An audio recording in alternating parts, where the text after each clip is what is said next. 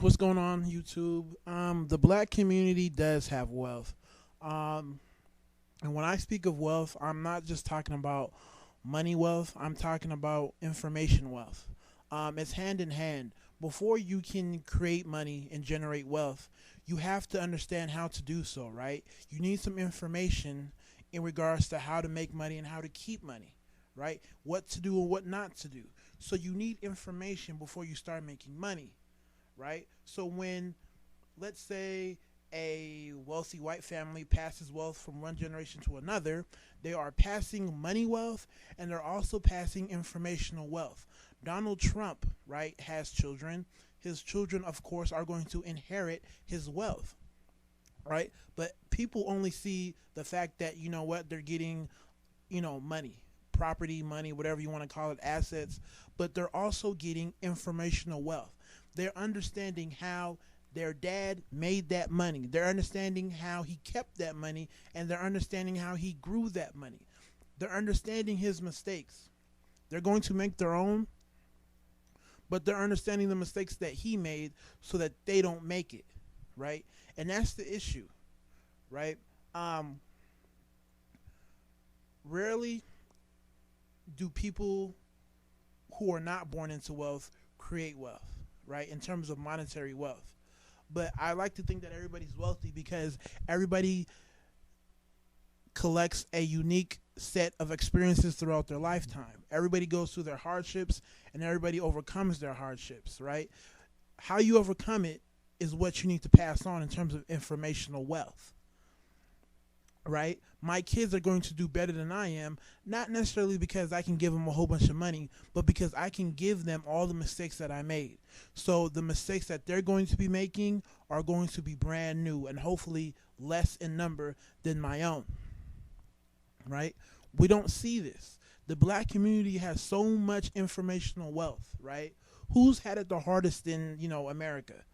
Right? Who's triumphed more than anybody in America? Yeah, we may still be at the bottom, but we're climbing our way up, right? So we have all this information that's not passed on. As black people, we move in a cycle. We don't move in a linear pattern. We don't go straight forward. We move in a cycle, right?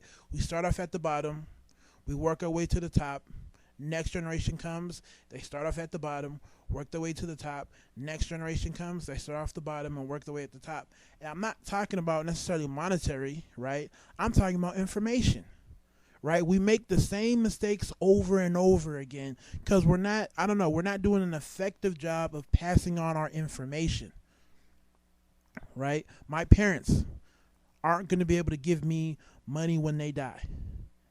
I'm already aware of that, right? They don't really have this wealth that they're going to pass on to me, my brother, and my two sisters, right? But what they have passed on, the wealth that they have given us, is all the information that they know, right? The blueprint to how they got to where they got. And we've been able to take it, right? The mistakes that they've made in the past, we haven't. We've made our own. And that's a good thing because when I have my kids, guess what? I'm going to tell them what my parents told me, and I'm going to tell them what happened to me. So hopefully, as generations pass, all this informational wealth will start to turn into monetary wealth, right? And then we could have the passing of both. So a couple of generations, in the future, they will be getting monetary wealth and they will be getting informational wealth. But it starts with information, right? I can't pass on to my kids a whole bunch of money without information because they will squander it.